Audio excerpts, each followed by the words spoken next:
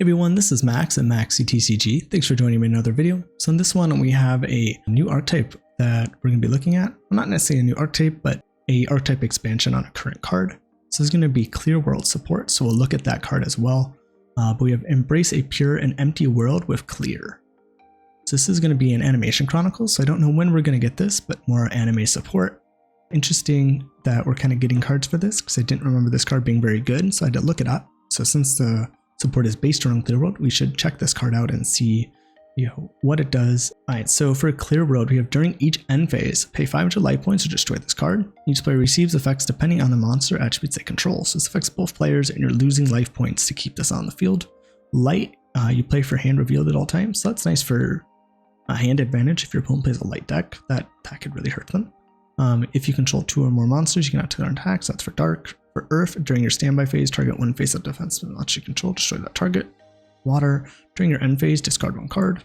Fire, during your end phase, take 1000 damage. In Wind, you must pay 500 life points to activate a spell card. So none of these are terrible, but in terms of just an end phase effect, they're not great. The Earth one's probably the worst and maybe the best, because if you just keep your monsters in attack, the Earth effect doesn't do anything. I think the idea is Earth is usually better in defense mode. So the best one is probably the light one.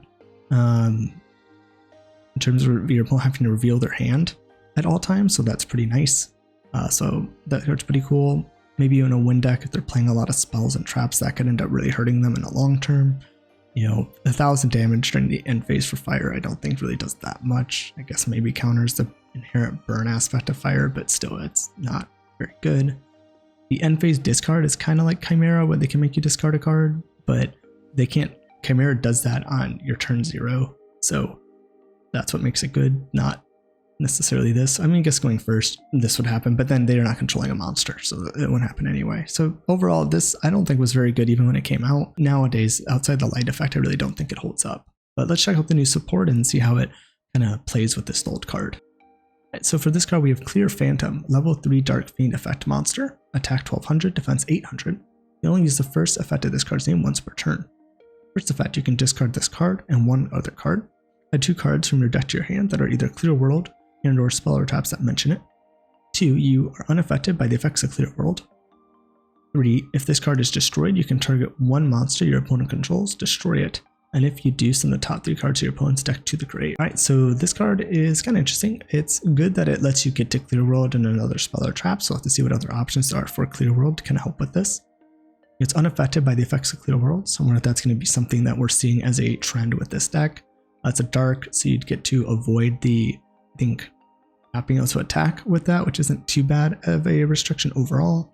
And then if it's destroyed, you can target a monster your opponent controls, destroying it, and then also milling their deck. So could hurt some strategies, making them lose maybe some of their key one-ofs.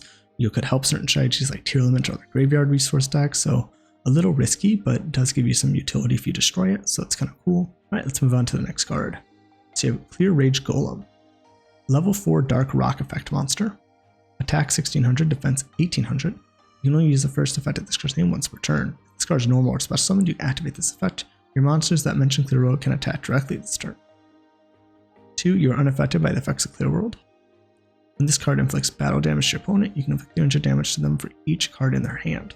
This card kind of seems pretty bad. The fact that it doesn't do anything besides attacking directly on summon isn't that great. Unaffected by Clear World seems to be kind of the condition of all these cards, and then you can do burn damage. I mean, maybe it's a one-of if it's an easy body to get out for some reason in the deck to make rank 4 plays or maybe potential synchro plays, but overall I think this card's a pretty big letdown. I wish it did more, and that maybe this was like a bonus effect and not its main effect for attacking directly.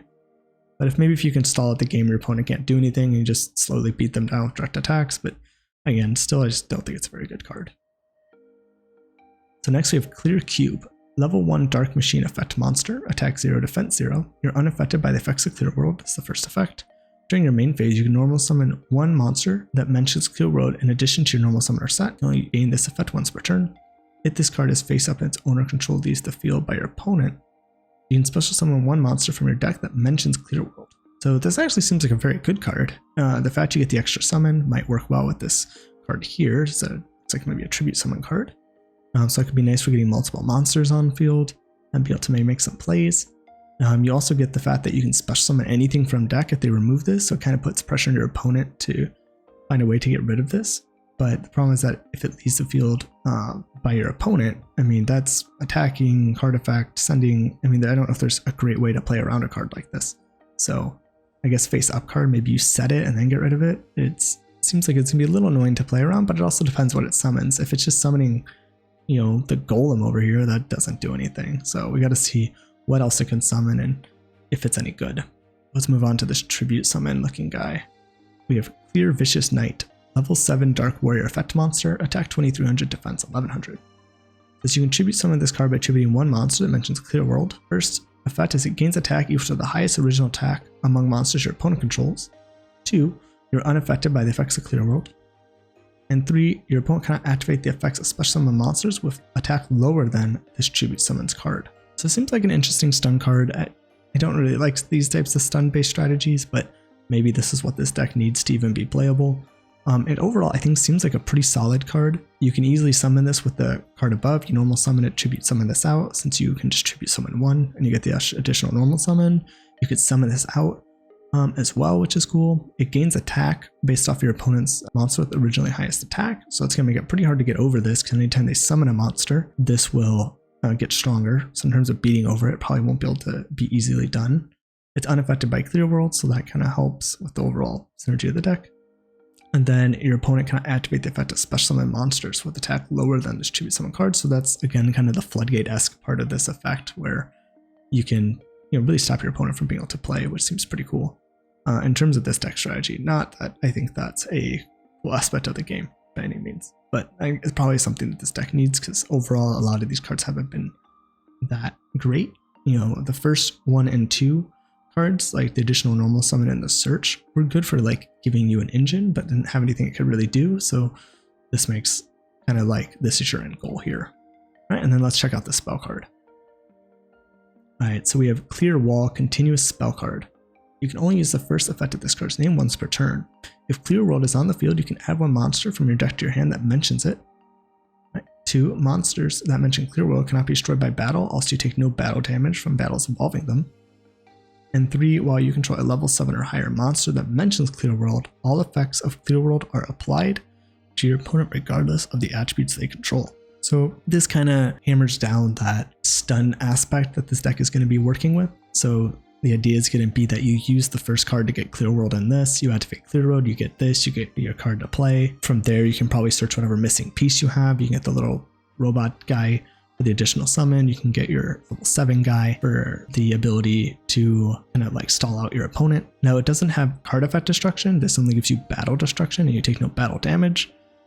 So that's nice, but there's still some decks like Runic or other decks that have card destruction based ability or ways to remove cards through card effects that will hurt the strategy still. So this definitely does make it more playable, and kind of applying all of these to your opponent during the end phase, or throughout the game, does make it harder. So that's cool. But I mean, it went from being able to do absolutely nothing, because I don't think it really had a whole lot to it anyway, to at least maybe being a playable strategy. I just don't think it's going to be very good overall. I think too much of it kind of relies on this main stun setup, and I don't think it looks like it really has a lot of recursion. It's kind of similar to Flu, that it revolves around a very stunny strategy, but Flu is able to recur its resources, which is what makes Flu so good. Not just that it's ending on M-Pen, that it can banish, its monsters get banished and they can come back to the hand, and that what's really helps Flu be such a playable strategy. It's kind of this control kind of stun strategy that we've seen in the game, where a deck like this, I just don't see it being very playable. But it is still cool seeing them kind of make entire archetypes around these older cards and seeing where things go. And for an anime archetype, I don't think this is that bad. Let me know what you guys think. Am I being too hard on the deck? Is there more promise than I'm thinking? Do you think the deck's just like, it makes sense what it's wanting to do, I just don't think it's very good? Let me know your thoughts. I would love to hear what you guys are thinking in the comments, and I look forward to seeing you guys in the next one. All right, I'll see you there.